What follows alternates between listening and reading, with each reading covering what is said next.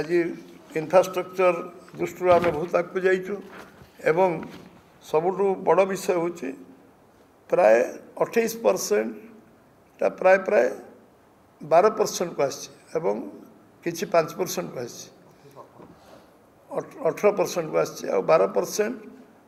प्राय 5% में आसी 0% को जाइए 5% अधिकांश 0% को जाइए या फल जो कथा से कहते जे देशर चारिटी वर्ग अच्छा युवक महिला गरीब आ कृषक ये सबू सेक्टर को ये निश्चित भाव में ये देशर प्राय 99.9 लोकों उद्दिष्ट ये जो संस्कार रे आमे आनीपर गुड़ाए रिफॉर्म आसो तादरे आम अर्थनीति व्यापक संस्कार हम और देश बहुत उत्पादन अभिमुखी हम सेल्फ सफिशिएंट हम आम एक्सपोर्ट आम अधिक रप्तानी करिवार संभावना सृष्टि हम एवं आमदानी कम होबार संभावना सृष्टि हम प्रोडक्शन बढ़िबो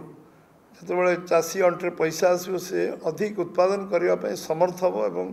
तार क्षमता बढ़िबो एवं इनकम टैक्स 12 लाख टंका करने कारण ये देशर गोटे अभूत गोटे ऐतिहासिक और रिवोल्यूशनरी स्टेप से नहीं थे 12 लाख इनकम टैक्स छाड़ करवा एवं आज ये रिफॉर्म करवा माने 12% 28% को छाड़ी दुईटा स्लैब करवा एवं अधिकांश 0 को नवा अधिकांश 5 को नवा ये गोटे ऐतिहासिक पदक्षेप एवं आज आमर एजुकेशन अन्य प्राय सब टैक्स फ्री करचंती एवं आमे सब बड़ ओडिशा अचीवमेंट हम आम पाखे जो कटन थिला तार गोटे रिवोल्यूशनरी चेंज हम क्या आज आम जो बुणाकार मैंने सबुठ बेसी बेनिफिटेड हे ये रिलैक्सेशन कारण केन्दुपत्र तोलाली पाखापाखि 20 लाख केन्दुपत्र तोलाली 15 लाख तो कम है 15 लाख रु 20 लाख केन्दुपत्र तोलाली बेनिफिटेड है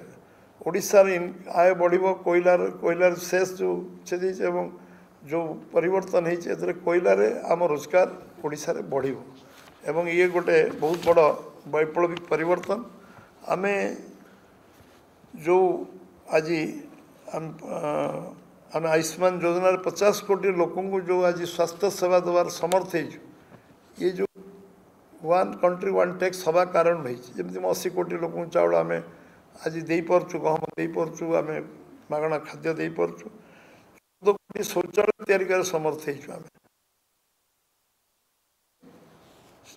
स्टार्टअप इंडिया मुद्रा योजना रे सेल्फ सफिशिएंट करने लोक मान आज पिला तैयारी करचु ये केवल ये जो रिफॉर्मेशन कारण होइछे एवं जीएसटी सुधार भारत अर्थनीति आहरी प्रगतिशील कर संदेह नहीं जो विषय काली प्रधानमंत्री विशद भाव में काली देशवासी कहते एवं आम 2047 विकसित भारत दिगर जो यहाँ गोटे गोटे पहाच आम चढ़ी गोटे पहाच चढ़ा एवं एटू आम गोटे गोटे पहाच चढ़ी चढ़ी आम 22 पहाच पहुँचवा ये विश्वास प्रधानमंत्री आशा पोषण कर आम आज आखिदृशिया कृषक मानकर मुझे आखिदृशिया परिवर्तन हम सबुठ बड़ विषय हूँ जे आम नुआ जो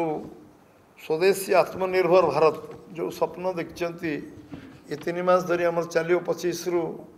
अवेयरनेस कैंपेन 25 सेप्टेम्बर रु 25 डिसेम्बर पर्यंत